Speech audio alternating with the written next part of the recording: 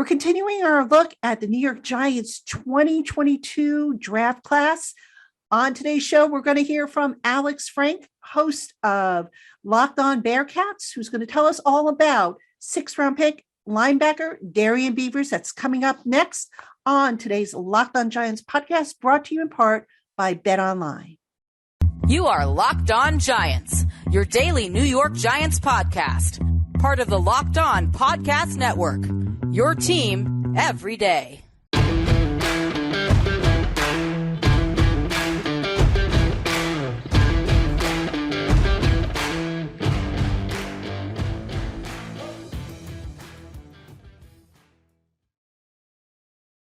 Hello, New York Giant fans, and welcome to another edition of the Locked On Giants podcast, part of the Locked On Podcast family, your team every day. Patricia Traynor here with you. Thank you so much, everybody, for making the Locked On Giants your first listen of the day, or if watching on YouTube, your first watch of the day. And if you watch on YouTube and haven't already done so, please like, subscribe to the channel. We would appreciate it.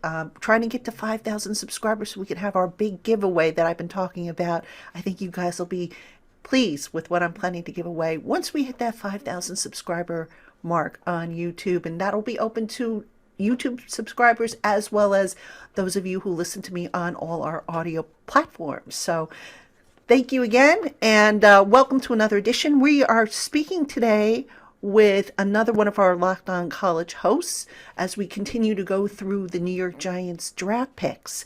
And joining us today to talk about the sixth-round pick, linebacker Darrian Beavers of Cincinnati, is Alex Frank. He is the host of Locked On Bearcats. You'll want to check out his work. He'll tell you everything you need to know about the Cincinnati Bearcats. Alex, thank you so much for joining me on the program.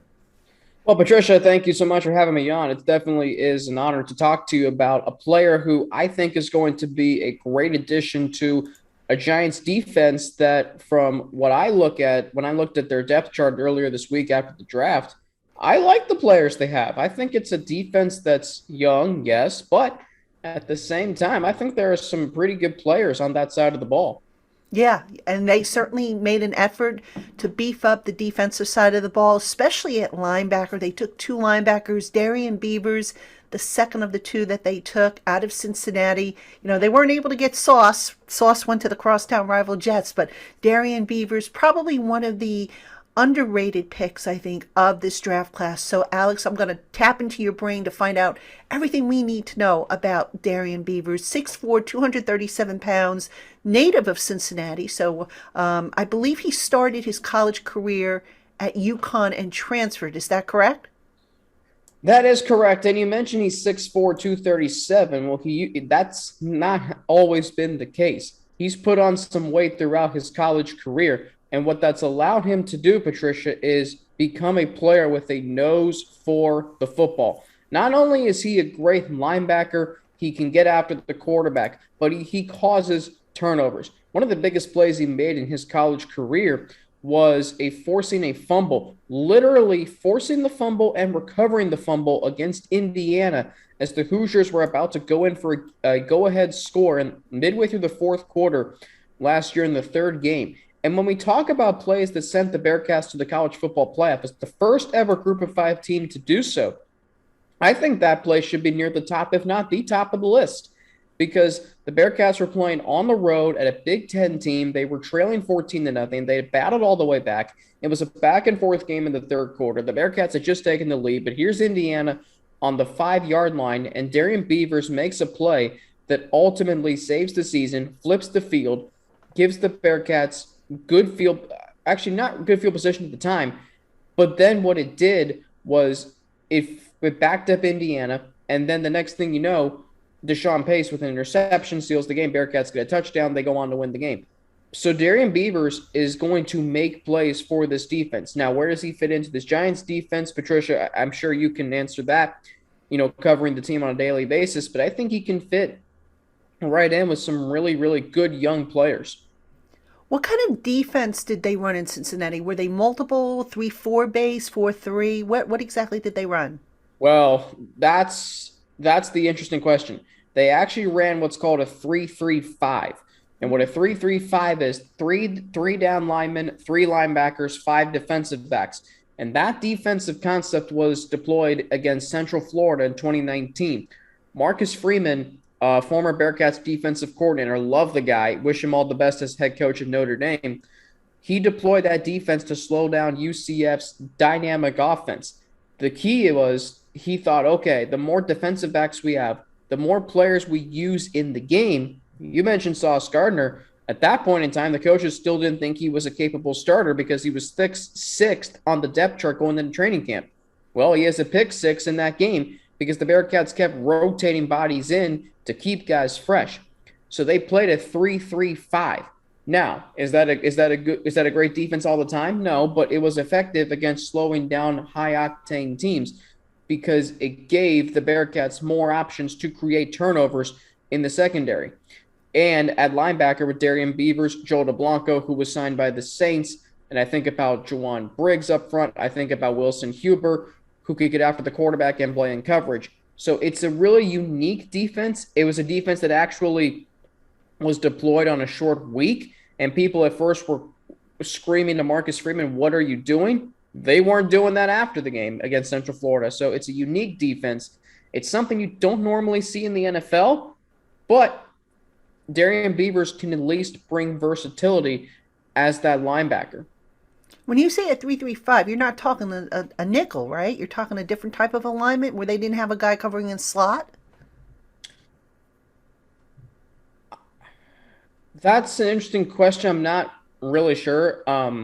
I just know that they didn't have as many guys up front so they could cover receivers. So my guess would be yes. Mm-hmm. That's what a 3-3-5 defense is. Because I believe that allows you have more options to cover guys in the slot in addition to on the edge. So that's how I would answer that. Okay. All right. I just wanted to clarify that. Now, let's talk about Darian's role specifically in the defense. Now, I saw where UConn, he started off as a defensive end, kind of shifted over to linebacker. Did he play much with his hand in the dirt at Cincinnati, or was he purely a stand-up box linebacker? Now, he was purely stand-up box linebacker, and I think the coaches converted him to that. And you mentioned he started at UConn. Here's a guy that, was not as big and powerful as he was at Cincinnati at UConn, and that's why they were able to put him at linebacker. His maximize the ability of the defense to have hybrid-like players, guys like Brian Wright, who maybe started over Darrian Beavers. I'm sorry, it was Darrian Beavers who took his spot after the 2019 season. You had Brian Wright that year, and then Beavers comes in 2020, a transfer from UConn. And then the best part about this is, Patricia, he utilized that bonus season, so he ended up playing 6 years in college. And it doesn't hurt, rather, that he's from Cincinnati. So he took after that Cincinnati mantra of tough and nasty, Clifton style. Eddie, if he can bring that to New York in a division that I think is going to be more competitive than maybe some might think. I don't know what you think about the NFC East. I know you cover a team that plays in it on a daily basis. You know the Cowboys have a really good team. We know Philadelphia is on the rise. Washington, we don't really know the direction they're going in. But the Giants, I understand they had a rough season last year. They've had a rough season really the last 5 years. They haven't made the playoffs since 2016.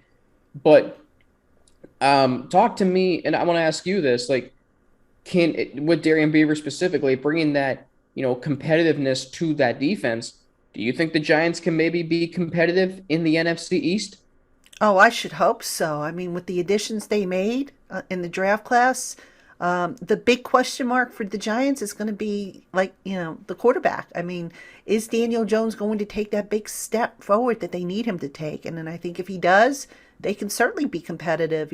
I mean, Wink Martindale, the Giants defensive coordinator, is aggressive. He is going to come after you with everything, including the kitchen sink, which is why they really put, I think, more of an emphasis on defense in this draft. And, you look at they doubled up on linebackers. They doubled up, a couple of other spots there on defensive backs. They doubled up on offensive linemen. Well, that doesn't help the defense, obviously, but they really put an emphasis on the defensive side of the ball. And Beavers is interesting to me because, the scouting reports that I've seen on him and the film work that we did for him over on Giants Country, which is the site I write for, called him a throwback in terms of, a typical inside linebacker, a guy who can play between, in the box, maybe not the greatest athleticism, but a guy who's going to come downhill, maybe it sounds like he's a 2-down player or projects as a 2-down player. Is that what you think he might be at the next level? I think he is. I think what stood out to me about Darrian Beavers was he was always that downhill player. He was kind of that throwback player because, as you mentioned, he can do multiple things.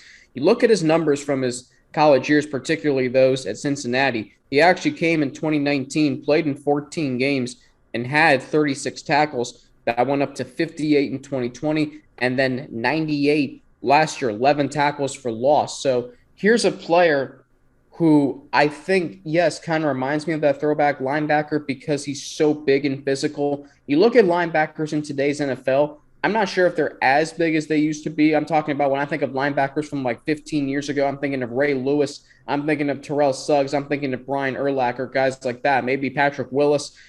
And then I'll throw an NFC East name out there for you, Jeremiah Trotter, who used to play for the Philadelphia Eagles. So I'm just thinking Darrian Beavers is that. And I look at what the numbers he put up. I'm looking at a player who is downhill. Like I said, he's looking to create turnovers. 2 fumble recoveries last year. You look at interceptions. He had 1 interception last year. He had 2 the year before. He's looking to take the ball away. And, football's a team game. How do you help a young quarterback in Daniel Jones? Or I guess I shouldn't say young because he's going into his 4th season. He still is, but at the same time, I think he's also a struggling quarterback, A, because of his production on the field, and B, when he's on the field because he's had injuries. So how do you help a young quarterback? You have a defense that takes the ball away, gives you a short field, and you bring up a great point. Don Wink Martindale, who Bengals fans love to make fun of because of what Joe Burrow and the Bengals offense in Cincinnati did to them last year. I can tell you all about that as a lifelong Bengals fan. But what Don Wink Martindale is going to bring to the Giants defense is he's going to bring, as you said, aggressiveness. They are going to blitz the hell out of Carson Wentz, which that's not going to be a problem.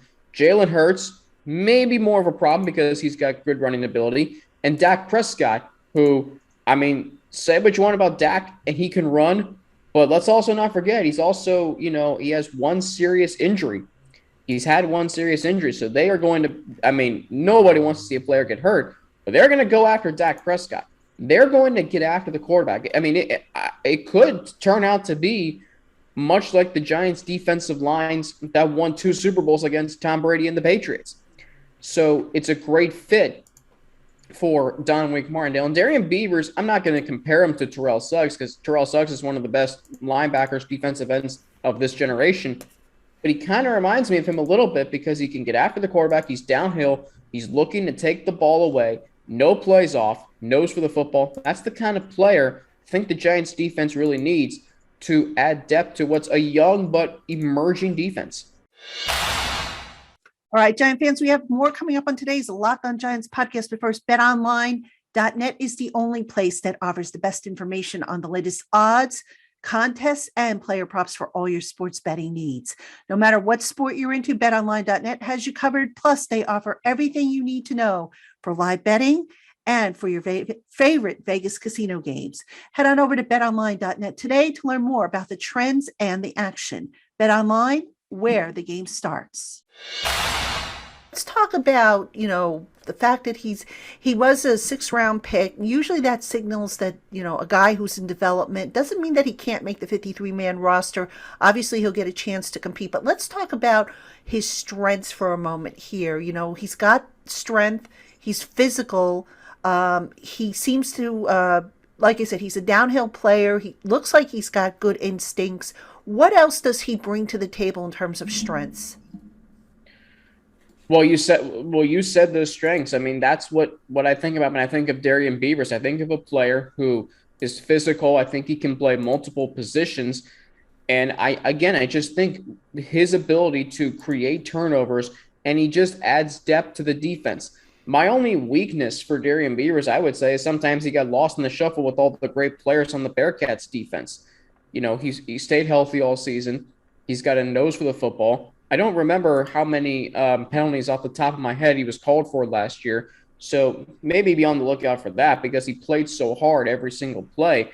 But I just don't see. I mean, yes, obviously every player is going to have some weakness. So I would just say sometimes he got lost in the shuffle last year. And also, don't forget, when he was at UConn, he only played in 8 games his first year, 10 games his second year. So, maybe the experience of being one of the best notable players on defense is something to keep an eye on. But I just think with all his strengths that you mentioned, the fact that if you focus on, let's say, Aziz Ojulari, or if you're going to focus on Kayvon Thibodeau, who I think should be a starter if you draft him 5th overall, well, you're going to forget about Darrian Beavers.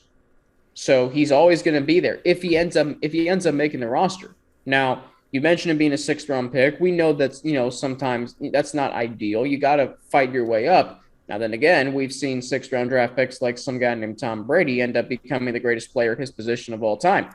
So I do think Beavers is going to, make an impression in training camp. I think he's going to give the coaching staff reason to consider having him on the roster as a depth piece.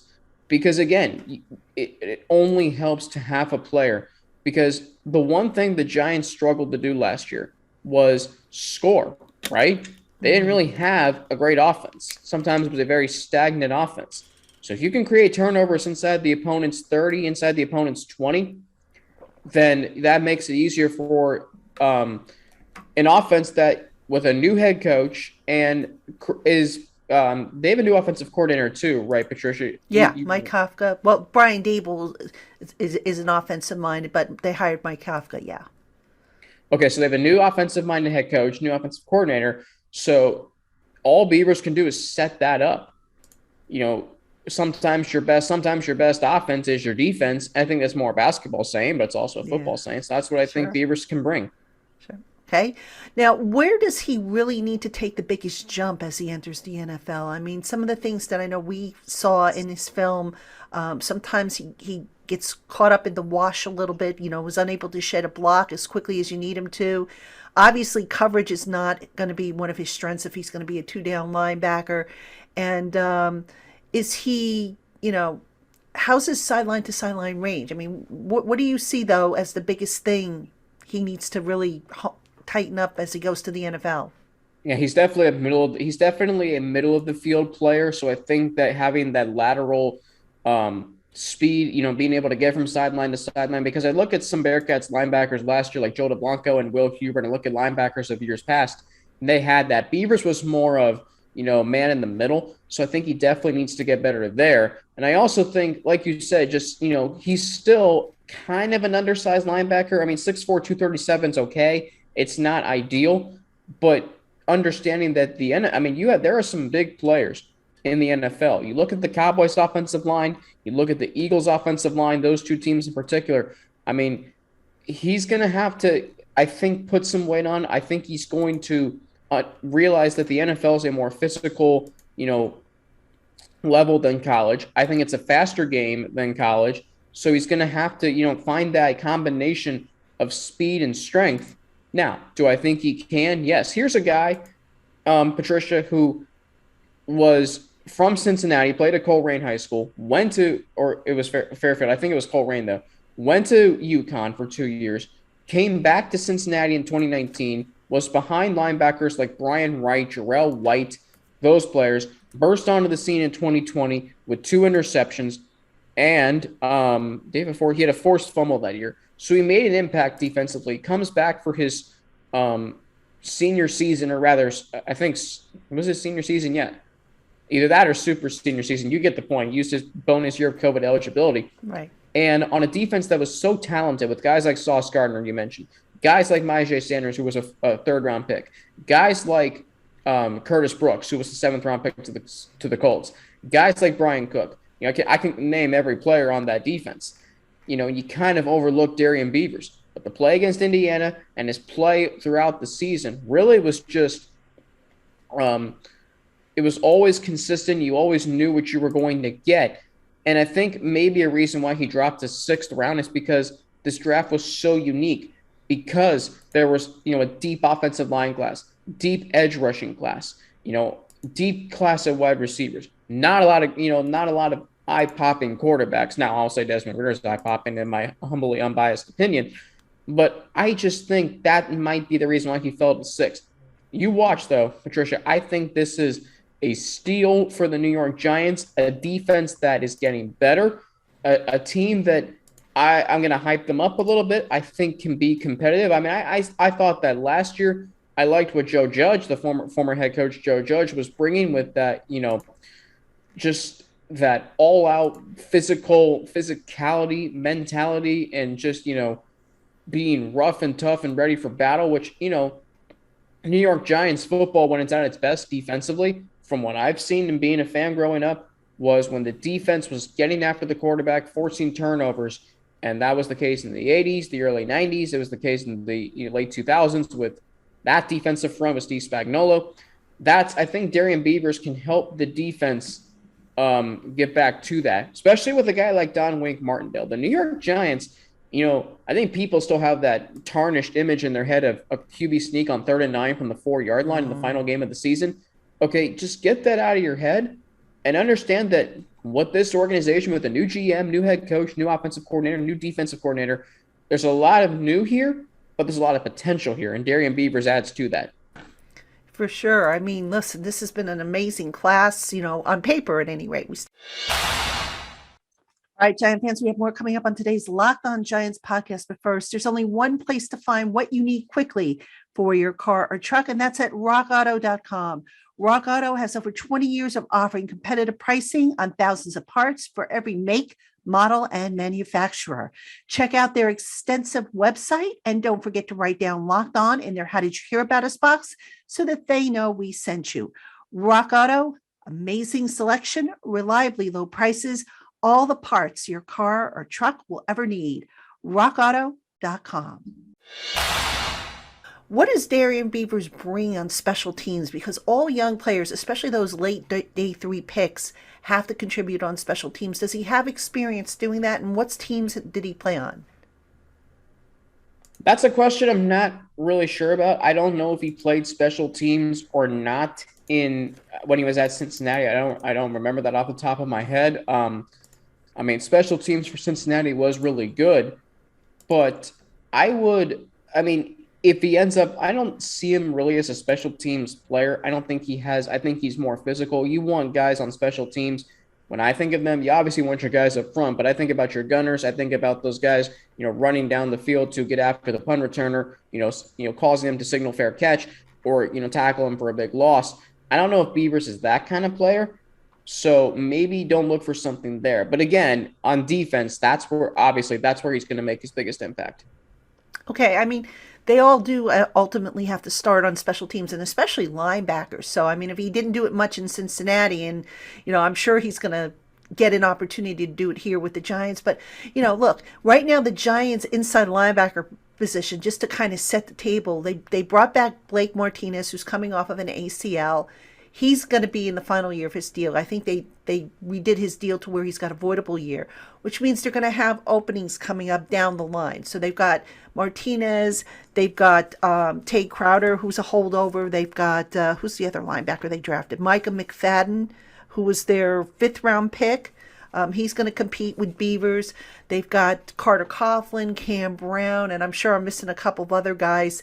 But so that inside linebacker spot for the Giants, which has historically been weakness. Now they've got bodies there. They've got talent there. And, Beavers is just another addition to that mix that, is going to compete and push for a spot. What's something about him that really strikes you about his personality, his leadership, some kind of X factor, if you will?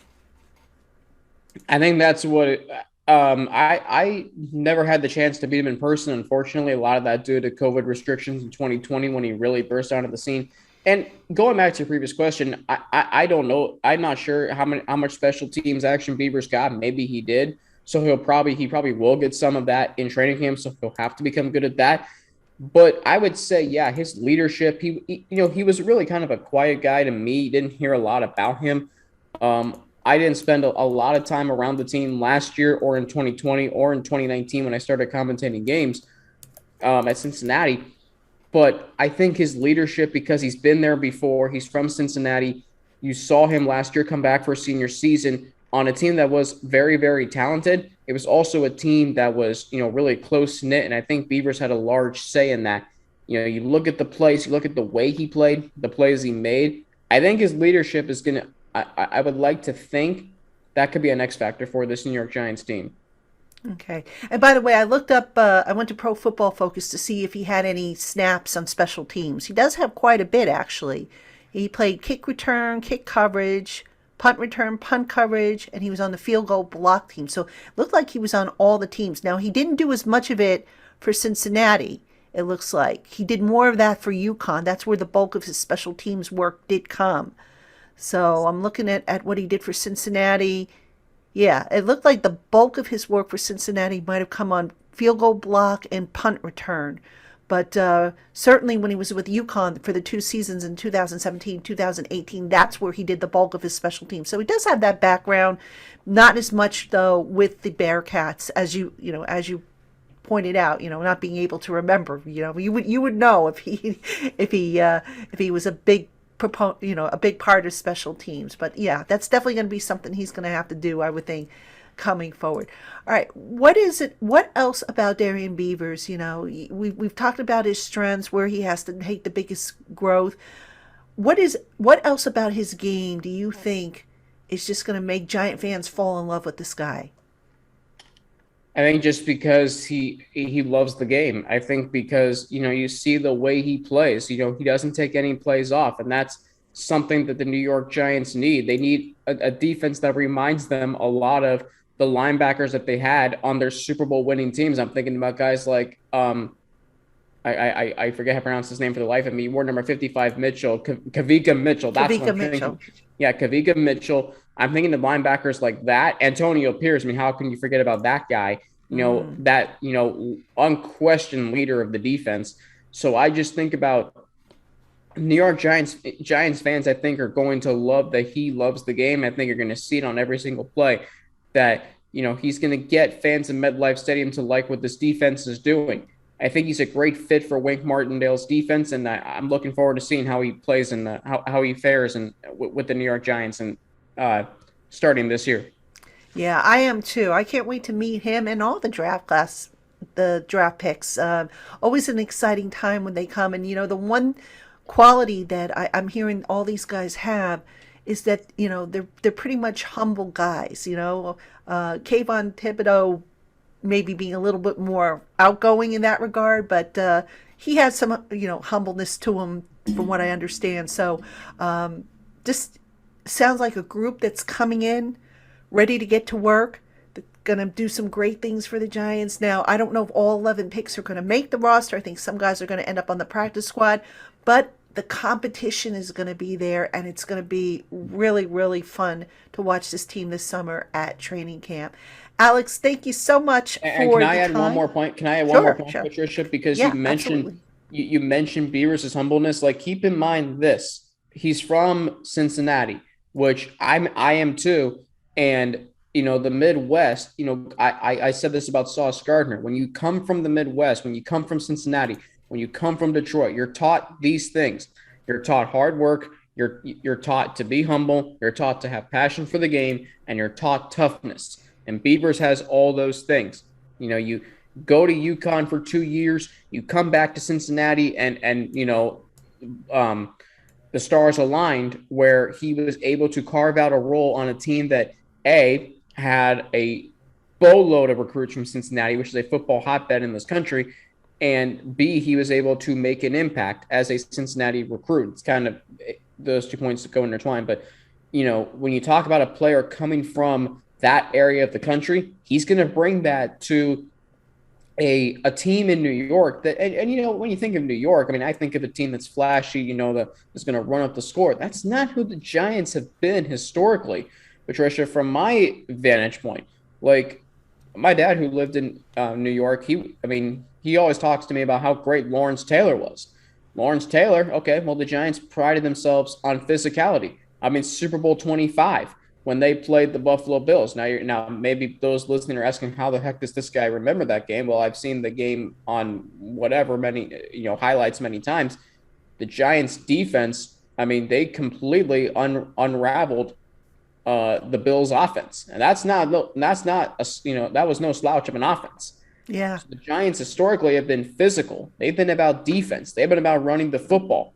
So, and Beavers can bring that back to this defense. I really think the New York Giants are going to, I think, have the opportunity to surprise some people. And I'll hype them up here, Patricia. There's only 2 teams in the NFC that I can definitively say are playoff teams. And look at last year's playoff teams. Philly, San Fran, Dallas, Arizona, all did not make the playoffs the year before. And in a wide open NFC, could the Giants, I mean, did you expect Philly to make the playoffs last year at 9-8? Okay. No. So there's that opportunity potentially for the Giants to maybe be this year's version of Philly, maybe be this year's version of Arizona or Dallas. I mean, you never know. Mm-hmm. And I think the draft class, which I really like, I think it's going to go a long way. Yeah. You get good point. I mean, that's why you line up and you play the game. You know, when people say, "Oh, the Giants are going to lose this game or they're going to win this game," I always tell people, you got to line up and play the game. That's what it is all about. And I do know this much. I am confident that Sundays in East Rutherford are going to be a lot more fun. Last year, you know, and actually for most of the last decade since the last Super Bowl, they just haven't been fun. But look, we keep on doing what we do here at the LockedOn Giants podcast, and, you know, that's why, you know, we're here. So anyway, thank you so much, Alex. This was great stuff. I really appreciate the intel on Darrian Beavers, and we'll just keep on cranking these out. So you remember, you can follow Alex on Twitter. You'll see his Twitter handle below his name, and the podcast. Don't forget to check that out. So, all right, Giant fans, that's going to do it for us. Till next time, bid you farewell.